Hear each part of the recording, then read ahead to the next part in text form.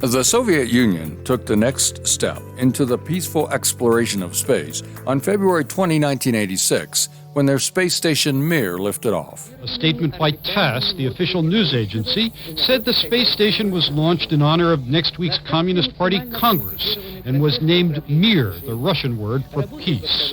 The statement said the spacecraft has docking ports for 6 other modules and when completed will contain workspace for scientists and economic endeavors, plus small separate living quarters for each of the cosmonauts aboard. Mir would be assembled while in orbit through 1996 at a cost of $4.2 billion.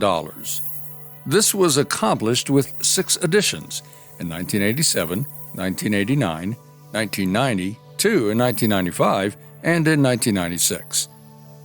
The station was the largest artificial satellite of its era, bested only by the International Space Station after 2001, when Mir was deorbited. Mir was a third-generation orbital station, originally named Salyut 8.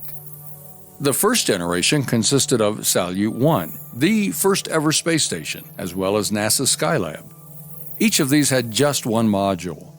The Soviets launched the Salyut program in 1971, a decade after they put the first man, Yuri Gagarin, into space.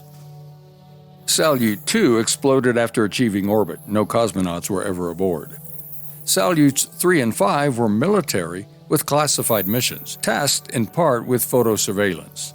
Salyut 4 was a scientific mission from December 1974 through February 1977, when it was deorbited to burn up in Earth's atmosphere. For 63 of those days, the crew put up with environmental issues that caused fogged windows and green mold on the walls. Simultaneously, in July 1975, the Apollo-Soyuz mission took place. For NASA, this would be the final Apollo mission. For the space race, this was the first time our 2 formerly competing nations docked in space and worked side by side. Salyut 6 and 7 incorporated improved living areas and a new refueling system. A new docking system allowed cargo to be shipped in unmanned craft known as Progress cargo ferries. Those successes paved the way for Mir. In June 1997, during a test, a Progress craft collided with one of Mir's modules, Spectre, causing damage to the module as well as a solar panel. Then, as it became apparent that it wasn't a devastating puncture of the hull of Spectre module, and that we had time to work and try and isolate it, then I came out of the Soyuz, understood implicitly that we were not going to be abandoning quite yet. And we then proceeded to work together. I was Sasha Lazutkin to clear cables and hold a hatch in place over that module's entranceway. We had about 24 minutes of what we call reserve time before we had to be in the Soyuz if we hadn't isolated the leak. And so once we determined that time, and Vasily, the commander, had done that, we knew that we had some time to think carefully, clearly what we were doing and work through the problems. Mir achieved notable firsts. The first continuously inhabited research station. The longest continuously inhabited space station, 3,644 days, until the International Space Station surpassed this in 2010. The longest single human spaceflight. Valery Polyakov spent 437 days and 18 hours on the station beginning in 1994. Mir also had a space toilet, providing the comforts of home.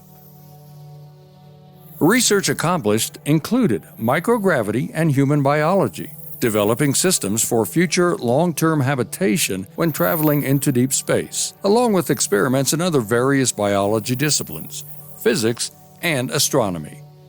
Mir was home to 28 long-duration crews, was developed during the Soviet Union era, and returned to Earth post-Soviet Russia. By then, Mir had traveled 89,067 orbits. In 1992, President George H.W. Bush and Russian President Boris Yeltsin sought cooperation between their 2 space agencies. In that vein, according to NASA, Sergei Krikalev was the first cosmonaut to fly aboard a space shuttle. That occurred in 1994, and The next year, astronaut Norman Thagard was the first American aboard Mir. He spent 115 days on the station. Subsequently, from 1994 to 1998, space shuttles took 7 astronauts to Mir. Those astronauts were, from left, Thagard, Andrew Thomas, John Blaha, Shannon Lucid, Jerry Linegar, Michael Full, and David Wolf. Wolf gave this tour through the station. Now we're literally turning, rolling into the base block. These modules are attached, so orientation is not necessarily the same in each module. And there's Andy, and we're spending our time transferring information. I'm making sure he knows where things are and giving him the tips I've learned in 4.5 months in space. And here we've turned to the Perota module. It's our main laboratory. It's mostly packed up at this point. I'd spent the last 2 to 3 weeks packing up items. So final preparations. There's the computer, very important as many purposes for a laptop on orbit, including watching videos, which I had some, not much time to watch. But they were interesting as they impacted me strongly as an attachment to Earth. In 2001, Russia defunded the Mir program, which meant they had to deorbit the spacecraft. Traversing the atmosphere meant much of the material would burn out. What was left, they crashed into the South Pacific Ocean, where they dumped the Progress ferries. They created atmospheric drag to reduce Mir's speed. They then changed the orbit to direct the oceanic crash. Re-entry was fiery, and at the end, fell into a watery grave.